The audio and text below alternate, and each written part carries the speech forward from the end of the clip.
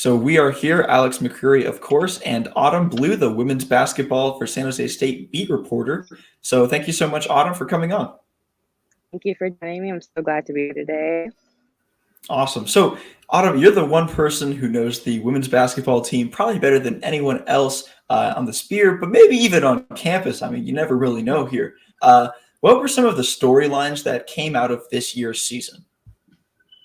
Oh, that 13 game losing streak. That was huge. That I came in right when that started. So after that, it was 13 games of just me writing about, okay, are they going to beat them? Like they had a good chance. And then you get to the second half and things just kind of go downhill really fast. So that was a big one. We got Cindy Lewis with her 1,000 point game during the Air Force game. That was insane. She's the 18th Spartan to do that. So those are some really big headlines for this season for us. And then also, I mean, as a journalist covering a team like that, was it a struggle at all, or how was that experience for you? It was a struggle. It's when you write about your school and as a journalist, you want to write about them in a good light and stuff. So when you have such a long streak of them losing, it's kind of like, okay, well, I don't want to say this because like I still want them to sound good. But at the end of the day, you have to say it how it looks. And we're losing. We weren't doing good for most of the season. And things just fell flat. So yeah, it was really hard to talk about them. And then it kind of got to the point where you start piecing in like the other schools in your work because they're setting records. They're hitting career streaks and stuff because our team was just so bad that they were getting the highest things and that's where they met their mark. So that kind of sucked, but it was really fun to actually cover that because sometimes you just need that. So everyone's covering games that like is going hit after hit. So to get that like humbling experience of writing that we're not doing some good, that was definitely a career point for me and definitely made me want to work harder. Hey, well, fair enough. So yeah, I mean, like you said, 5-25 final record. It was, you're kind of bottom of the barrel in terms of the Mountain West Conference and NCAA Division I basketball as a whole. But one of the things that I saw, kind of like looking at the stats right before this, was they did beat some of the teams that it was like you're supposed to beat these teams. It's not like they beat their wins were against Academy of Art, Pacific, East Washington, and they also beat Boise State twice. And so, in your mind, is the conversation ringing the alarm bells? Like, do we still belong in Division I basketball? Like, are we still worthy here? Or is the conversation more like they had a really strong schedule, they didn't have a lot of easy games, and they still did capitalize when they had some opportunity? How do we build on this next year? What's the beat here? Of course, we will belong at Division One basketball. We're San Jose State. Why wouldn't we be? But the thing that I seen was, yeah, we missed the mark on teams that we should have won against multiple times. I think it falls on teamwork and working as a team because you see we have all these players. We have Cindy Lewis and Ella Ogier and Atiana Golden. But when it comes to us playing as a team, it falls flat. When they play as individuals, I've noticed. So that's something that definitely needed more work on in general for the whole team. Because then you just tend to keep seeing the star players each preview, each recap. So I definitely the teamwork was lacking this season, especially we would be doing good, really good in the first half. We trail along at some points, but when it came to the second half and when other teams ran off with the lead, that's where we fell flat. It just seemed like the momentum just wasn't there, and we kind of just gave up. Yeah, that's awesome. And Achiana Golden was one of those players that came into the transfer portal in terms of profile, in terms of pedigree. She was a little bit higher on the radar in that regard, and she didn't get her flowers, like you said before the interview. Could you talk a little bit more about her impact on the team? She was a strong point. She definitely was a strong point. There was multiple games towards the end where she was the leading lady. And I can't remember which game it was in specifics, but she led the Spartans that night. And we still lost, but she led us. And that's what we needed, someone to take the reins and run with it. And she definitely did. Her impact on the court was great. I just wish she did get her. I wish she got her flowers, to say the least, because she was just as big as Cindy Lewis. Maybe it was because she came from the transfer portal, so you really didn't get a feel for her as much as Cindy because she came with like the full 4 years. But she definitely needed her flowers because she did some hard hitters for us. Definitely. Yeah, so I just kind of wanted to follow up. It sounds like teamwork is definitely, probably the most important thing going into this next season that Hmm. they need to work on. What's something else that you see with this team that you think needs improvement on? Height, honestly. Um, Height's not everything, but with our next season of people, we have some household names we already know. Stephanie Torres is a junior right now. Ella Shears is a junior.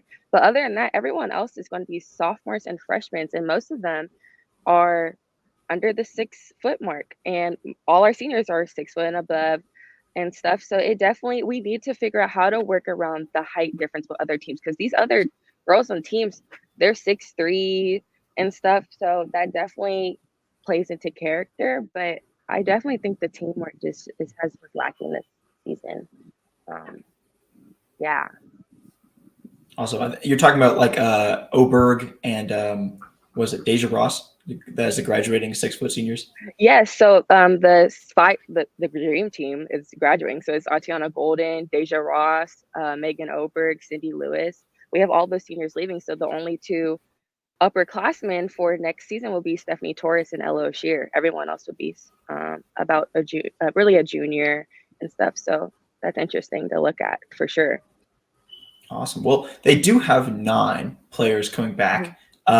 And like you also already talked about Ogier and how she was really impactful this year. Obviously, she's probably going to look to carry on a little bit more next year. Mhm. But I want to ask, who else of this crop of freshmen and sophomore? I think there's 8 fresh/sophomore players on this team right now. Who are you looking towards to I'm carry the looking load next year? at Yeah, I'm looking at sophomore point guards, C. Jones, and freshman guard Sydney Richards, and especially Richards, because every time that Richards gets off the bench, she's clean. She's fighting for her buckets and everything. She's trying to get to the rim, and it just seems like every game that she gets put in, she's improving. And I forgot which interview it was. I read that she's been doing work off the court on her own time. So it's definitely I definitely can see it. You see the improvement with her. So definitely Richards is going to be a star. I know that. All right. So Sydney Lewis, kind of on an island in terms of the scoring volume load, as well as Ogier kind of carrying a lot of that, like the shot attempts in terms of what we're talking about. The efficiency wasn't really there, but I mean, what can you say? I mean, we got a losing season. Lewis is graduating. Ogier is going to be the season. Is this like? Should we be looking at next year as like Ogier's year, or are you seeing that we're going to really go back to the drawing board and shift this into more of a different formula, trying to get some wins in a different way? I definitely think Ogier is going to be one of the leading lady of this the season. But I think it should be back to the drawing boards, honestly. Not saying that there's the people on the team is not good or anything. I just think we need to like work out the small little kinks and stuff. So we work more cohesively. Sorry, gosh, work better as a team on the court. I don't know if that just has to go with like cleaner plays or more team bonding experiences. But if we just work more as a team, we can see ourselves just as great as other teams in our division. Sydney shot a team high 538 from 3 point range, which is probably unsustainable, right? There's no way she's Mm-hmm. shooting 53% from deep on a full season. That's actually on only 13 shot attempts, where she sank 7 of them. So remarkable, but Mm-hmm. still, right? But she also never started a game and only got into 20 games played this season. Do you maybe disagree with how little opportunity she got, considering SJSU was having a losing season? Do you think that maybe if she was incorporated into the formula there, we maybe would have had a few different outcomes in terms of the win column? You're talking about Lewis Richards. Richards. Honestly, I think she should have been put in more. Um, I remember game she was off the bench just killing it, and I was like, "Who is that?" And I had to literally look her up, and I was like, "That's Sydney Richards. She's a freshman, and she's. I think we need more people that's putting in the work like she is. I sometimes get comfortable when we start playing a sport, and especially when you're losing, you don't have that strive, that momentum. And I think Sydney, every time she got on the court, she wanted to make a difference. She wanted to get her name out there. And we need more people like that. And when you see a strive like that, I think you need to put in like more eyes on her and trying to get her in there, because like I said, I think she's going to be a star on campus. Awesome. Alex, you got anything else?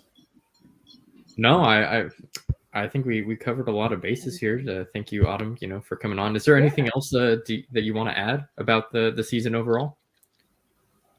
I don't, even though we lost as badly as we did, it's not our bottom line. We have great people. We have great students. We have these student athletes doing amazing. There's so many things to come out the pandemic and to do this. That's some great work and stuff. So I think we're just on a building from here, and we're going to see better. This loss is not the end for San Jose State. It's only the beginning. All right. Well, thank you so much, Autumn Bloom. You're the women's basketball beat reporter. Autumn, what else? Can we promote anything else for you? Your Twitter or anything else? You can follow me on Twitter at AutumnBlue3. I am also the softball beat reporter, so you'll see me have a little more things for those. And I'm going to try to get some features in for the Spears. So that's just the new things I'm working on right now. All right. Autumn Blue, thanks so much. Thank you. Yeah, thank you.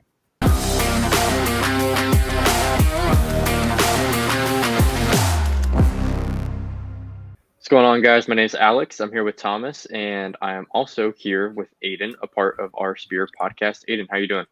Pretty good, pretty good. All right, so I kind of wanted to talk about your recap that you did of the men's basketball game against Air Force. Unfortunately, they did lose the game, but Myron Amy Jr. had 18 points, and it was still a close game, so they definitely could have won that game. What was impressive about Amy's performance too is that he scored all those points off the bench. So what about Amy's game kind of sticks out to you when you watch him that makes him such a dominant presence on the court? Yeah, definitely. With the Air Force game, especially, we saw the Spartans offense just struggling, just the whole first half just struggling. And when even professional teams, college teams, whoever it may be, when there's those offensive droughts, you need somebody to step up that can score at will. And even if the shots aren't going in, they have to be able to, get in the paint, draw fouls. And Myra Amy Jr. is somebody that can do that. And it's just really important to have somebody that could, light that fire under the team, because they started the Air Force game down 9-1 in like the first 7-8 minutes. And 1 point in 7-8 minutes just isn't going to cut it for any college team. So for him to come out, do that off the bench, it's huge. And then he came out in the second half, still got to the line. Hit a clutch 3, so you can see that he's pounding it in the paint, can still shoot the ball, and you just need that when the offense from the other guys isn't really there. So I think just to score at will, he's one of those important pieces. Right. Yeah, no, I've watched a couple men's basketball games, and yeah, like just his energy, he's super quick, so just having that ability on the court definitely changes, the pace of the team at certain times, especially when it comes off the bench. Super quick, low center of gravity, so he can kind of navigate between the big guys. And yeah, get in the paint, get that body-to-body contact, and still get the and one, get the shots go in. And do the dirty work. A guard that could do the dirty work, that's something that everybody needs. The Spartans unfortunately lost against Fresno State in the first round of the Mountain West tournament, so we won't see them till next year. Amy's only a freshman, so there's definitely, room for growth. So what do you see as something that he can improve on going into next year? I think the 3-ball is something that the Spartans need to lock in on, especially with their guards. Everybody can shoot the 3, but the consistency just isn't there. If, like you said, he's a freshman, he has a couple years to get that shot in, and that'll bring him up to, even if he starts the season strong, that could bring him up to 20 points per game. Or the higher teens area if he gets a couple threes a game. So yeah, I think he's a good ball handler. I think he makes the right decisions on the court. But I think he could definitely improve on that 3-ball and maybe the mid range too. But yeah, I think that'll do it. And then in the last 8 games of the regular season, that Amy played in, he averaged 16 points, around 41% from the field, 37% from 3 on 5 attempts. and he did that in about 30 minutes per game. So do you think that's something that can translate over into next season? Oh, definitely. And like you said, it's in 30 minutes. So when he's playing the extra 4 or 5 minutes, maybe in the 35 end, being that consistent guard, he's going to put up those extra 6, 7 points that are going to will them through games and keep them in it. Because there's been a couple games this season that they have lost by smaller margins, and he's somebody that can put up those extra points if he gets those extra minutes and when he perfects his game a little bit more. All right, awesome. I wanted to give you just 2 more questions, Aiden, and then we can be sensitive about your time here. So the first one is, a lot of times in college basketball, especially when certain players don't necessarily have the jump shot all the way there, or even if they are hitting consistently but not necessarily at a clip that you need, or maybe you just need a bucket on a certain possession. It tends to happen in basketball is you just get to the foul line, right? Get to the foul line, you get a point, get 2 makes in there at some point. And I noticed in your writing, you went 7 of 8 from the stripe, which is pretty peculiar for a guy who's coming off the bench. Is that something that to do in terms of his scoring diet? Is that a part of his game that's really essential there? Definitely a part of his game. I think some players, including him, thrive off that body-to-body contact and those and ones and just kind of being dominant, especially when sometimes you just need a couple of free throws to get your game going in the first place. And he's one of those guys that he'll get the and one, he'll come back, might not get the foul call, but next play he's coming back, he's going back inside, getting another and one. So I think he's one of those guys that kind of thrives off that contact, and he likes to be that that little dog in the paint, just dogging his way in. Awesome. And my second question is, Spartans as a team for men's basketball, they didn't have the greatest record, 8-22 over the season. And I'm just wondering if this guy is such a bright spot and he's coming off the bench, should he be in the starting lineup? Should we be seeing more minutes of him? I know that kind of picked up in the second half of the season, but if he were more involved, do you think that we would have had a better outcome this season? I think it's Coach Miles' first year, and he's definitely getting to know all the guys and still trying to figure it out himself. So definitely he will creep his way into the starting lineup, I think, over the course of next season. But I think as Miles starts to understand who the standout guys are, who wants it, and he's a freshman still, so Coach Miles knows he has a lot to learn still. So yeah, I think as the team kind of gets a little more cohesive, the offense isn't as stagnant, I think he'll definitely creep into the starting lineup a little more depending on who they're playing. And I think he's going to embrace it for sure. No, man. Thank you, Aiden, for coming on, answering our questions. Really brought some really good insight. Yeah, no problem. Yeah. Thanks for having me. Oh yes, my Twitter, it's Bostic, BOSTIC _Aiden, AIDAN, and I'll cover a bunch of SJSU sports and all of that. All right. Well, thanks so much for coming on. Awesome. Thank you, guys.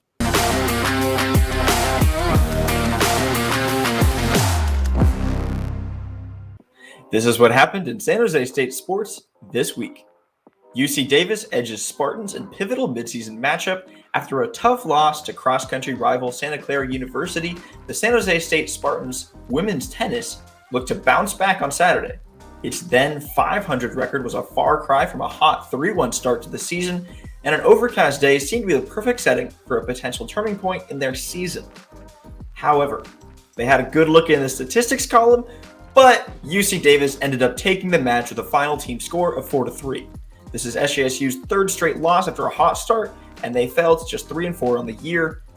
They played next at the University of San Francisco on March 4th at 11 a.m. That story is by Thomas Christian.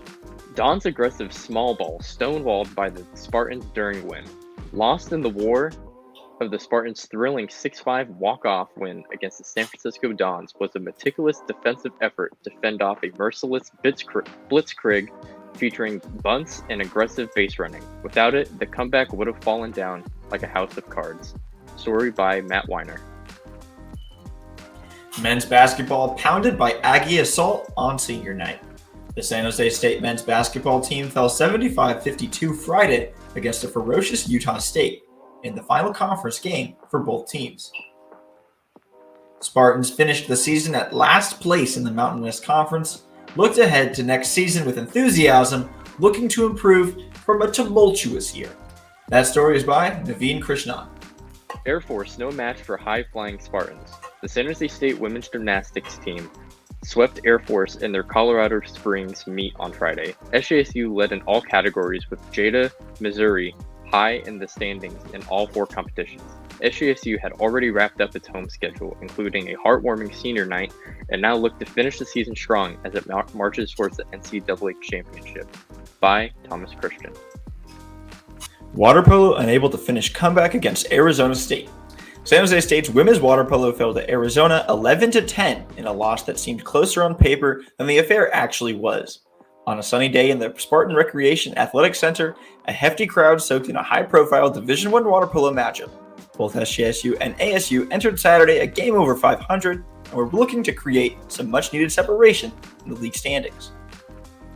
Unfortunately, the clock ran out on a potential Spartans comeback, and the heavy crowd that had kept SJSU in the match was for once silenced. As fans started to file out of the SRAC stands, ASU celebrated its difficult road win, and the Spartans regrouped for the week ahead. Story by your own Thomas Christian. McAdoo caps off lockdown pitching with go-ahead home run in 8th versus New Mexico. You didn't need to see Charles McAdoo swing followed by a stop and a stare to know he gave the Spartans a 3-1 lead in the bottom of the 8th. Instead, you could have just looked at the Lobos left fielder Lenny Jr. Ashby's body paralyzed in shock as the ball sailed over his head. McAdoo knew the whereabouts of the baseball a millisecond before Ashby. "I knew I got all of it," said McAdoo. "Got going around the bases and couldn't wait to see my teammates." Story by Matt Weiner. Micah Hairston leads Spartans at Cal season opener. San Jose men's track and field traveled to UC Berkeley for a day of casual dominance for the Spartans. SJSU athletes led in almost every category they entered, continuing the strong culture of track and field excellence in Silicon Valley. Just so we're keeping track, San Jose State had 5 first-place finishes in the track competitions to go along with 2 first-place finishes in the field competitions. That's 7 first-place finishes out of only 14 events entered, as a 50% rate in which SJSU athletes were entered. Story by Thomas Christian. Softball goes 3-2 at GCU Invite. This was a 3-day event, and the San Jose State women's softball team traveled this weekend to Phoenix, Arizona to play in the Grand Canyon University Invitational, which started bright and early Friday morning. In day 1, junior first baseman Charisma Bergson was the star player on the first day of the GCI as she had 2 home runs and a double with 5 RBIs. SJSU started its second day by playing the Montana Grizzlies once again after their 2-run loss Friday morning. This game went to 8 innings, but the Spartans could not come out on top as the Grizzlies managed to score a run during the 8th, 2-1. SJSU played Grand Canyon University during the last game of the GCU Invitational on Sunday morning. The game only went 5 innings as the Spartans showed no mercy to GCU. SJSU took the lead and ran so far the Lopes probably didn't even have enough time to react. Just in the first inning, the Spartans shot out of the park with 6 runs, instantly taking the lead 6-0. Story by Autumn Blue. A chaotic 4-run, 2-out alley in the 8th gives SJSU first conference series win. The Spartans bench was shredding their voice boxes like it was Parmesan over some shrimp scampi. Each "here we go" and "attaboy" was desperately needed as the Spartans were down 2-0 in the bottom of the 8th inning. Brady Hill's leadoff walk was quickly followed by outs from Robert Hamchuk and Hunter Doro. Doro's out was productive as it advanced Hill into scoring position with Saturday's hero, Charles McAdoo, heading to the plate. The situation wasn't as messy as a porta potty at Coachella, but it wasn't sparkling clean either. Sanchez came up huge, getting a late lazy fly out to right field to end the inning. The Lobos wasted a huge opportunity and kept the Spartans within striking distance. Sunday's win marked the first conference series win of the year and provided a big statement to the Mountain West that SJSU won't roll over when the going gets tough. Story by Matt Weiner. Spartans season ends in loss to the Rams. Number 11 seed San Jose State Spartans were annihilated by the 6th seed Colorado State Rams in the first round of the Mountain West Conference Tournament, 82-43. The main contributor to the Spartans' blowout was the lack of shot making. The Spartans only shot 24% from the field compared to the Rams, who shot 51%. In addition, the Spartans gave the Rams easy look at the rim. The Rams scored 34 of their 82 points in the paint. Unfortunately, this is the end for the women's basketball Spartans season. They will regroup and look forward to next season. Women's golf cleans house at Julie Inkster Invitational. San Jose women's golf took home the trophy with a first-place finish at the Julie Inkster at Meadow Club Invitational. SJSU was featured this week in the tournament, named after the women's golf legend and San Jose State alumnus. The trio of Un, Lopez Ortega, and Arwe Fial each finished within the top 10 individual players of the tournament.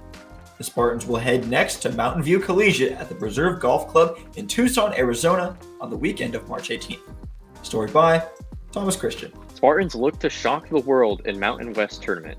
Maybe, just maybe, is the motto for SJSU Spartans as they head into the Mountain West tournament as the last seed with only one conference win this year. Not many contests have been close either, with 14 of those losses coming by double digits. Very little evidence points to the Spartans getting past Fresno State, as they lost twice this year by a total of 50.